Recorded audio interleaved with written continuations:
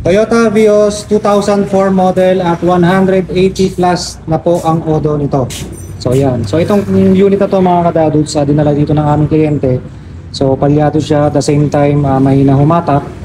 Then nag-perform na po tayo ng ibang test at chinek natin yung mga ignition coil, then yung spark plug, then syempre yung sa kanyang mga injectors. So far okay lahat.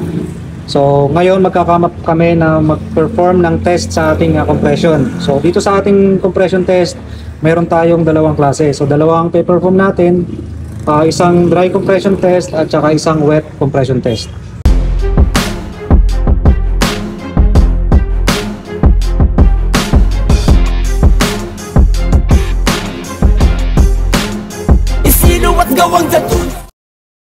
Okay mga kadadod, so yan, naiset na po natin yung ating compression tester.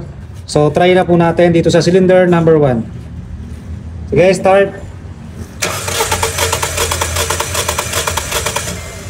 Yun. Hindi man lang pumalo, hindi man lang umabot ng 20 or 30 PSI. Isa pa.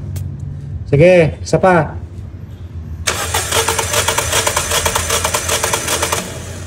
So wala. Wala talagang palo. So ngayon, itong pina-perform po natin ay dry compression test. So try natin mag-wet compression test dito sa cylinder number 1. So ayan mga kadadod, sa tanggalan natin yung ating compression tester. So magpo-provide tayo ngayon ng engine oil. So maglalagay lang tayo rito para makapag-perform tayo ng wet compression test. Yan, lalagyan lang muna natin, tapos i-check ulit natin kung ilan yung kanyang compression. Yan, konti lang. So yan, nailagyan na natin yung ating compression test. So nilagyan natin siya kanina ng engine oil. Check natin ngayon kung ilan yung compression niya. Sige, start.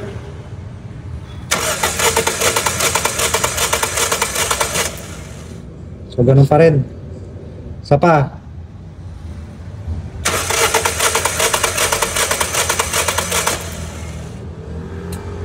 Wala talaga. So dagdagan pa natin ha. Okay mga kadadod, so yan, dinagdagan ulit natin ng engine oil. Try ulit natin.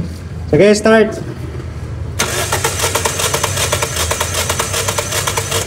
So wala talaga. So sa ganitong senaryo mga kadadod, so kapag ganito na talagang hindi pumapalo kahit lagyan natin ng engine oil, ibig sabihin mas malaki ang naging damage niyan sa loob. Kasi malaki ang singaw. Kasi kung pumalo man lang siya kahit papaano, medyo tumaas siya nung nilagyan natin ng engine oil, kahit pa paano doon natin marirealize na madadiagnose na piston rin lang yan, kumbaga minor lang yon. So since ito nilagyan na natin siya ng engine oil, wala pa rin, ibig sabihin malaki yung kanyang awang or singaw. It's either yan dito sa ating mga engine valve, wag naman sana, no? So yun, i-check natin isa-isa. So sa ngayon mga kadados, check muna natin to lahat, itong cylinder number 2, 3, and 4. Okay mga kadadod, so nandito tayo sa cylinder number 2. Sige, start.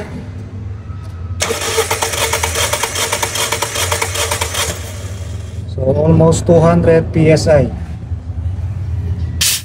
Isa pa. Sige, isa pa.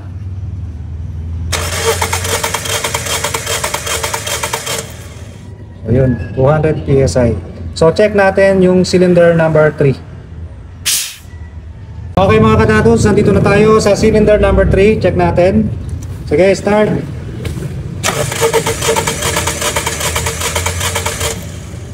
So yun, nasa 200 PSI din.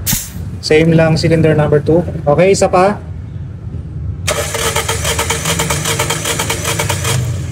So almost 200 din.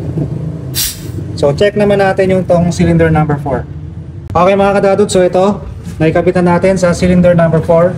So check natin yung compression niya. Okay, start.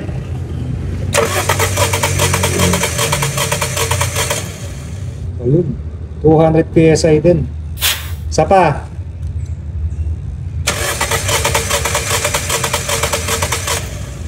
So yun nga mga kadadods, 200 PSI. So same lang po ang reading niya dito sa cylinder number 2, 3, and 4. So dito kahit nag-perform tayo ng wet compression test, wala talaga. So meaning malaki ang singaw nito. So yan ang i-check natin. Tatanggalin natin tong kanyang cylinder head. So ganun lang mga kadados ang pag-perform ng ating wet and dry compression test. So muli, salamat po.